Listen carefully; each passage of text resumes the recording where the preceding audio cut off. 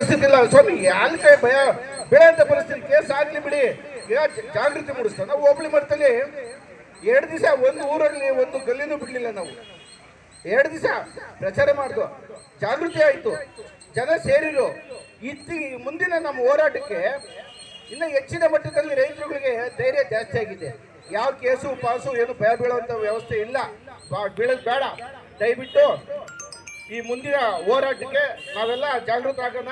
ಮತ್ತೆ 11ನೇ ತಾರೀಕು ಏನು ಸೋಮಣ್ಣವರು ಚಾನೆಲ್ ಮೇಲೆ ಈಗ ಬರ್ತಾರೆ ಅಂತ ಹೇಳ್ತಾ ಇದ್ರೆ, ಅದಕ್ಕೆ ಹೆಚ್ಚಿನ ಮಟ್ಟದಲ್ಲಿ ತಾಲೂಕಿಂದ ನಾವೆಲ್ಲ ಹೊರಟು ಅವ್ರಿಗೆ ಸಹಕಾರ ಕೊಟ್ಟು ಕಾನೂನಾತ್ಮಕವಾಗಿ ನಮ್ಮ ಆಗಲಿ ಲೀಡರ್ಗಳೆಲ್ಲ ಹೇಳಿದ್ದಾರೆ, ಕಾನೂನಾತ್ಮಕ ಇಂಪಾರ್ಟೆಂಟು.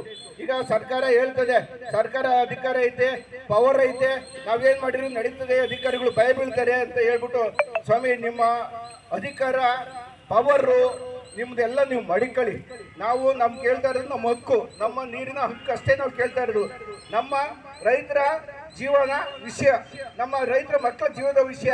ಅದಕ್ಕೆ ದಯವಿಟ್ಟು ನೀವು ಯಾವುದೇ ದಬ್ಬಾಳಿಕೆ ದೌರ್ಜನ್ಯಕ್ಕೆ ನಾವು ಎದುರುವಂತಲ್ಲ. ತುಮಕೂರು ಜಿಲ್ಲೆ ರೈತರು ಮುಂದಿನ ದಿನಗಳಲ್ಲಿ ಹೆಚ್ಚಿನ ಮಟ್ಟದಲ್ಲಿ ನಾವೆಲ್ಲ ಸಂಘಟನೆ ಆಗಿ ಏನಾದರೂ ಮತ್ತೆ ಕಾಮಗಾರಿ ಸ್ಟಾರ್ಟ್ ಮಾಡಿರುವಂತ ಆದ್ರೆ ನಾವೆಲ್ಲ ದೊಡ್ಡ ಮಟ್ಟದಲ್ಲಿ ಪ್ರತಿಭಟನೆ ಮಾಡುವಂತ ಸಂದರ್ಭ ಬರುತ್ತೆ. ಮಾಡಲಿಲ್ಲ ಅಂದ್ರೆ ನಮ್ಗೆ ನಿಜವಾಗಲೂ ಕುತ್ತ ಬರುತ್ತೆ.